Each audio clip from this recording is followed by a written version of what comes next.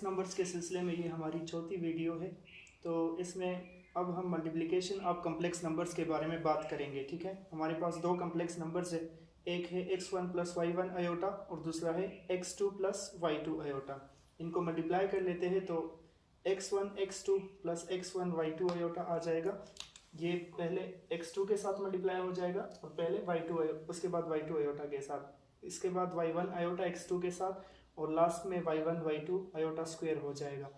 तो अब जो हमारे रियल पार्ट्स है उनको हम अलग लिख लेते हैं। ये x1 x2 एक रियल पार्ट बना और चूंकि आयोटा स्क्वायर की वजह से ये नेगेटिव हो जाएगा तो y1 y2 minus y1 y2 बना, तो ये हमारे रियल पार्ट्स बने। जो इमेजनरी पार्ट्स है हमारे ये दोनों, इनमें से आयोटा कॉमन कर लिया तो x1 y2 plus x2 y1 आ गया। अब हमारे पास आएगा क्या, ये तो मल्टीप्लिकेशन हो गई। अगर हमें सिर्फ real part of z1 z2 चाहिए होगा तो हम डायरेक्ट इससे लिख सकते हैं, या एमसीक्यूज में एज इट इज भी आ सकता है कि real part of z1 z2 क्या होगा।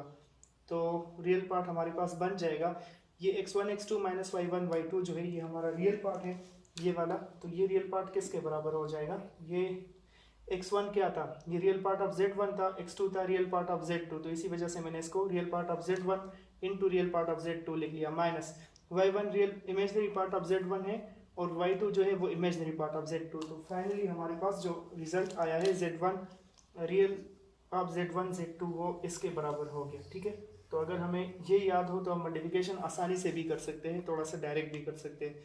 कैसे, इस पर मैं आपको क्वेश्चन में समझाऊंगा।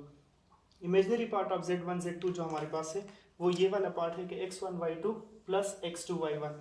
तो ये क्या बन जाएगा, real part of z1 into imaginary part of z2 plus real part of z2 into imaginary part of z1। तो ये मल्टीप्लिकेशन ऑफ कॉम्प्लेक्स नंबर्स की बात हो गई। अब हमारे पास दो कॉम्प्लेक्स नंबर्स हैं, एक z1 है 1 प्लस 3 आयोटा और दूसरा z2 है जो कि हमारे पास बराबर है 2 माइनस 4 आयोटा के। और हमसे मांगा गया है कि real part of z1 z2 क्या होगा। तो हमारे पास जो फार्मूला था उससे डायरेक्ट बस ओवरऑल मल्टीप्लाई करने की ज़रूरत नहीं पड़ेगी।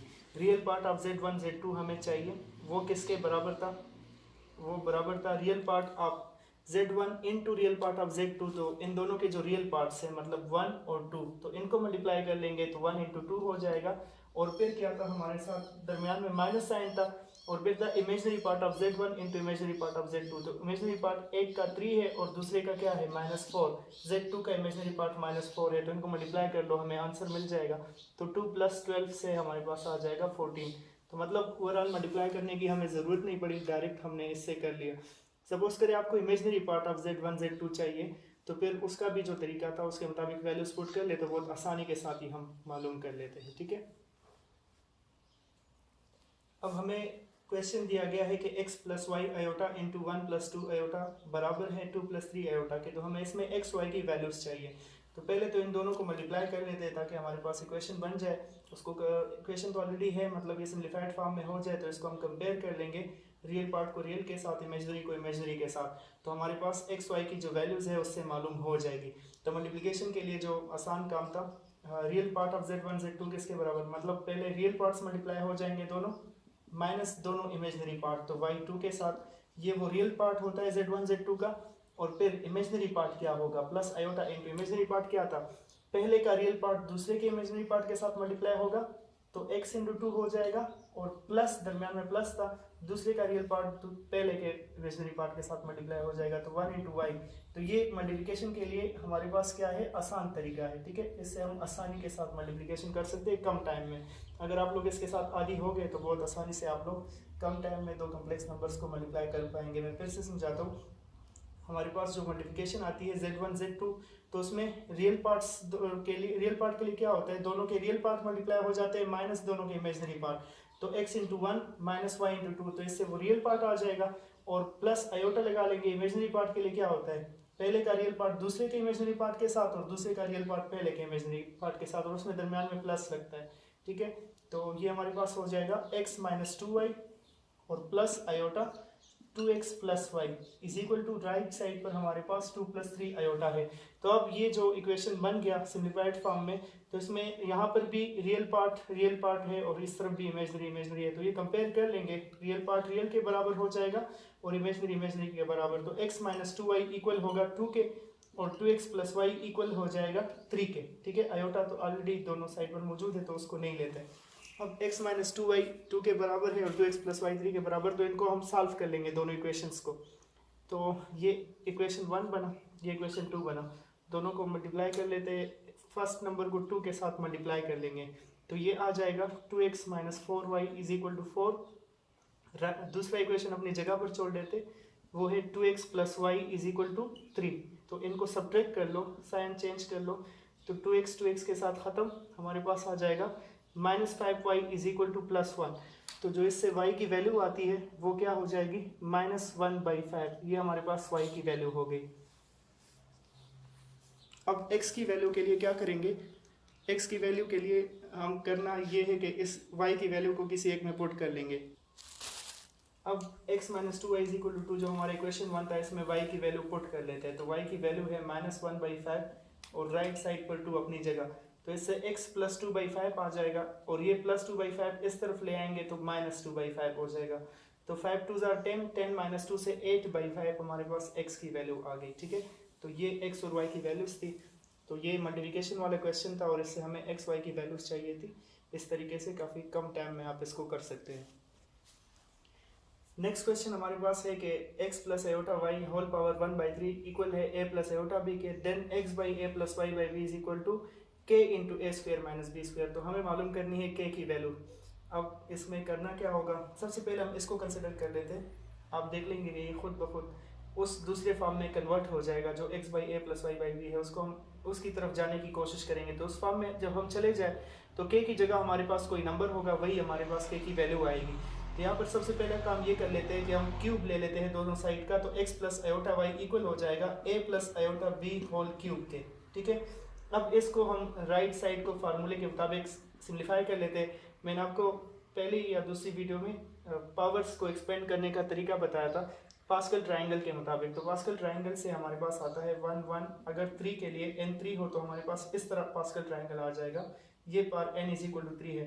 तो पहला कोएफिशिएंट 1 होगा, पहले a का पावर आएगा क्यूब और आयोटा b पावर 0 होगा, फिर प्लस दूसरा कोएफिशिएंट हमारे पास 3 है, ठीक है।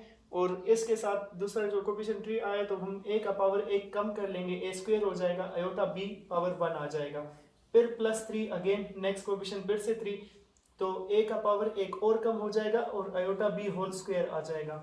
और लास्ट नंबर पर हमारे पास आएगा 1 और a का पावर खत्म हो जाएगा, आयोटा b होल क्यूब आ जाएगा, ठीक है। तो इसको सिंप्लीफाई कर लेते हैं मजीद, x plus iota y is equal to a cube अपनी जगह पर, और इसमें से कौन सा और रियल पार्ट बनेगा, अगर आप इसको थोड़ा सा देखें तो ये होगा 3ab स्क्वायर और आयोटा स्क्वायर। तो आयोटा स्क्वायर की वजह से माइनस हो जाएगा, तो मैं इसको -3ab स्क्वायर कर सकता हूँ।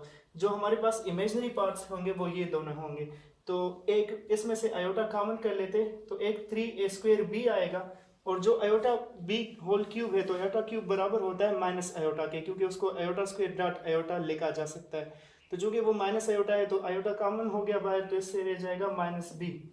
अब ये इस फॉर्म में हमारे पास आ गए, तो फिर से हम कंपेयरिंग कर लेंगे, रियल पार्ट इक्वल आ जाएगा रियल के और इमेजनरी पार्ट इक्वल आ जाएगा इमेजनरी के। तो x बराबर आ जाएगा a cube -3ab whole square, और y जो होगा वो बराबर आ जाएगा 3a square b minus b के, ठीक है। तो जब ये हमारे पास इसके बराबर आ गया तो एक और बात, b पर क्यूब भी है ना, आयोटा b होल क्यूब है तो b पर क्यूब आएगा यहाँ पर।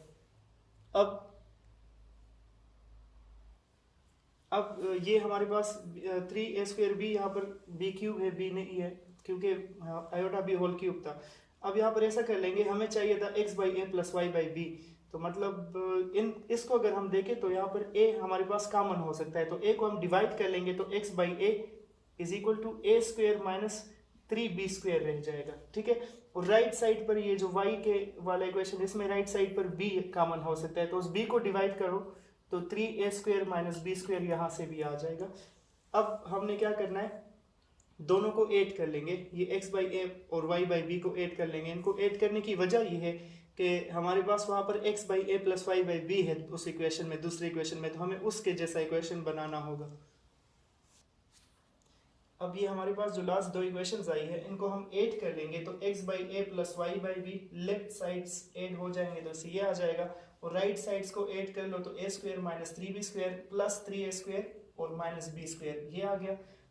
इसको मजीद सिंप्लीफाई कर सकते हैं तो a² प्लस 3a² से हमारे पास आ जाएगा 4a² और 3b² माइनस b² से माइनस 4b² आ जाएगा। तो इससे 4 हम कॉमन ले सकते हैं, x by A plus Y by B is equal to 4 into a² minus b² आ जाएगा। अब अगर आप लोग इस इक्वेशन को उसके साथ कंपेयर करें तो एग्जैक्टली सेम वही इक्वेशन है, सिर्फ k की जगह यहाँ पर क्या आया है 4, तो यही हमारे पास k की वैल्यू हो गई, हमें यही वैल्यू मालूम करनी थी।